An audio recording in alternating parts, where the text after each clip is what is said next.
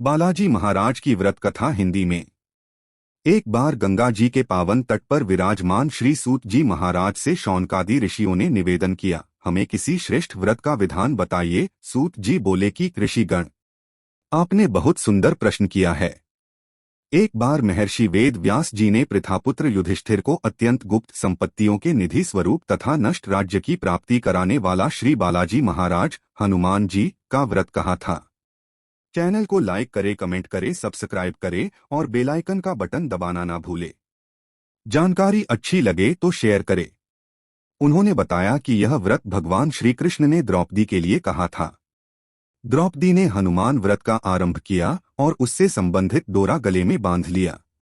किसी समय अर्जुन ने उस डोरे को बंधा देखा तो बोले, यह व्यर्थ का डोरा क्यों बांधा है? द्रौपदी ने मधुर शब्दों में कहा, श्री कृष्ण के निर्देशानुसार मैं हनुमान व्रत करती हूँ, यह डोरा उसी का है। यह सुनकर अर्जुन क्रुद्ध हो गए और बोले, अरे, वह बंदर तो हमारे रथ की ध्वजा पर निरंतर लटका रहता है, वह तुम्हें क्या दे सकता है? कृष्ण भी तो कपटी है, उन्होंने मजाक में ऐसा कह दिया होगा। अब तुम इस डोरे को तुरंत उतार फेंको। द्रौपदी को अर्जुन की बात माननी पड़ी।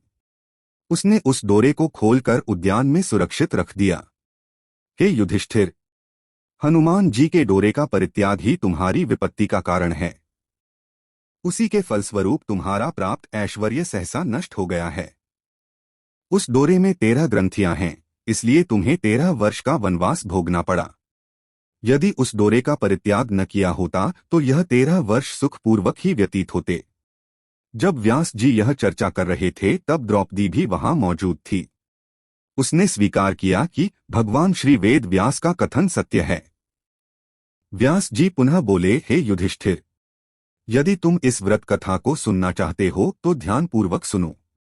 जब सीता जी की खोज करते हुए भगवान श्री राम जी अपने अनुज सहित ऋष्यमुख पर्वत पर पधारे तब उन्होंने वानर राज सुग्रीव के साथ हनुमान जी को भी देखा और तब हनुमान जी ने उनके साथ मित्रता स्थापित की और बोले, हे महाबाहो श्री रामचंद्र जी, मैं आपका कार्य करने को आतुर हूँ तथा आपका भक्त भी हूँ। पहले इंद्र ने मेरी हनु पर वज्र से प्रहार किया था, इसलिए पृथ्वी पर मैं हनुमान नाम से विख्यात हुआ। उस समय मेरे पिता वायु क्रोध में यह कहते हुए अंतर्ध्यान हो गए कि जिसने भी मेरे पुत्र को मारा है मैं उसे नष्ट कर दूंगा। इसके बाद ब्रह्मा आदि देवताओं ने प्रकट होकर कहा, हे अंजनी पुत्र, तुम्हारे लिए इस वज्र का प्रहार व्यर्थ है और तुम अमित पराक्रमी होकर अपने व्रत के नायक होकर राम कार्य को करो। तुम्हारे इस व्रत को करने वाले की सभी मनोकामनाएं पूर्ण होंगी। इस व्रत का अनुष्ठान पहले श्री रामचंद्र जी ने भी किया था। यह कहकर देवगण चले गए। अब हे नाथ, हे रामचंद्र जी, आप इस व्रत को अवश्य कीजिए।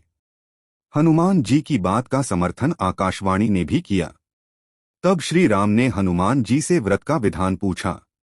तब हनुमान जी बोले, जब मार्गशीर्ष मास के शुक्ल पक्ष में 13 घटियुक्त त्रयोदशी एवं अभिजीत नक्षत्र हो तब पीले डोरे में 13 गांठ लगाकर उसे कलश में रखें। फिर ओम नमो भगवते वायुनंदाय मंत्र से मेरा आह्वान तथा पीले चंदन, पीले पुष्प और अर्चनोचित सामग्री से मेरा पूजन करें। पूजन में कार युक्त मंत्र द्वारा षोडशोपचार करने चाहिए। गेहूं के आटे के 13 मालपुआ, तांबूल एवं दक्षिणा ब्राह्मण को दे तथा भोजन भी कराएं। यह व्रत 13 वर्ष पूरे होने तक नियम पूर्वक करें तथा 13 वर्ष बाद विधिवत उद्यापन करें। इस प्रकार हनुमान जी ने कहा। यह व्रत लक्ष्मण जी, विभीषण, सुग्रीव एवं श्री रामचंद्र जी ने भी किया था। इस व्रत का साधन करने वाले साधक की श्री हनुमान जी स्वयं सहायता करते हैं। हे युधिष्ठिर, इस मार्गशीर्ष मास में तुम भी इस व्रत को करो तो तुम्हें राज्य की पुनः प्राप्ति हो सकती है।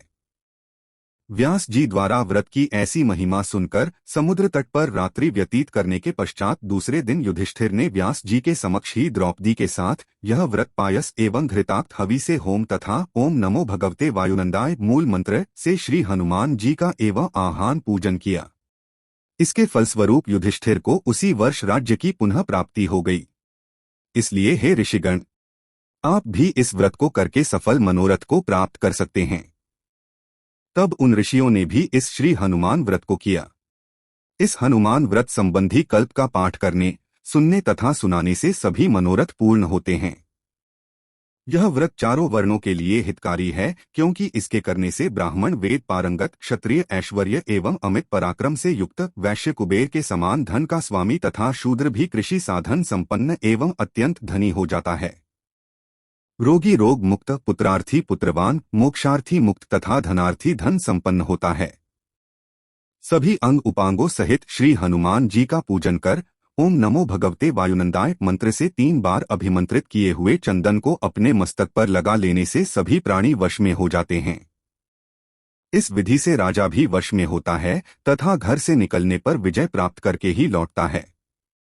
इसके पाठ से राजद्वार, संग्राम, सभा, व्यवहार, अग्नि, वायु आदि का भय दूर हो जाता है। हनुमान व्रत के 13 गांठ वाले डोरे को कंठ या दाहिनी भुजा में धारण करने से सभी कामनाएं पूर्ण हो जाती हैं। चारों वर्णों के मनुष्यों, विशेषकर स्त्रियों के लिए यह व्रत संपत्ति प्रदान करता है। हे पवन पुत्र, हे भविष्य विधाता, हे चैनल को लाइक करे, कमेंट करे, सब्सक्राइब करे और बेल आइकन का बटन दबाना ना भूले। जानकारी अच्छी लगे तो शेयर करे।